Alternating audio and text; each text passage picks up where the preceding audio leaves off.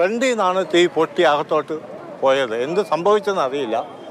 അകത്ത് ആളുള്ളതെങ്കിൽ നമുക്ക് കയറാൻ പറ്റില്ല. എന്നാലും ഞങ്ങൾ ബക്കറ്റിലൊക്കെ വെള്ളം എടുത്ത് നല്ലവണ്ണം ശക്തിയായിട്ട് അടിച്ച് ആ തീ അണച്ചു. അപ്പോൾ ബോഡി കണ്ടു.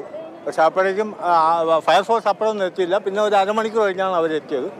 അവരാണ് കയറി ബോഡിയെല്ലാം എടുത്തത്. ഒരാളെ ഉള്ളതെന്നാണ് വിചാരിച്ചത്. കാരണം അവിടുത്തെ ഓഫീസ് സ്റ്റാഫ് ഒരാളായിരുന്നു.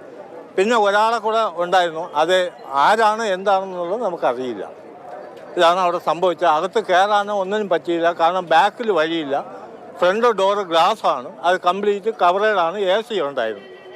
വ്യക്തമായിട്ട് തെളിയിച്ചേ പറ്റൂ. കാരണം എന്ന് വെച്ചാൽ കൂടെ ഉള്ള ആൾ ആരാണെന്ന് എന്താണെന്ന് നമുക്ക് അറിഞ്ഞുകൂടാ. ഈ ലേഡി അവിടെ ഉണ്ട്, എന്നും സ്റ്റാഫാണ് അവിടെ ഉണ്ട്. പക്ഷേ കൂടെ ഇപ്പം ഒരു തീ പിടിച്ചാലേ ആ പയ്യന് ഒരാണാണെങ്കിൽ അവൻ ഇവളെ എടുത്തുകൊണ്ട് ചാടാന്നുള്ളതേ ഉള്ളൂ. പെട്ടെന്ന് ജസ്റ്റ് അല്ലേ പറയാൻ പറ്റത്തില്ല. This is to preliminary. ഇത് ടു ഏർലി ആണ്. പ്രതികരണമാണ് ഇതിൽ രണ്ടാമത്തെ ആൾ ആരാണ്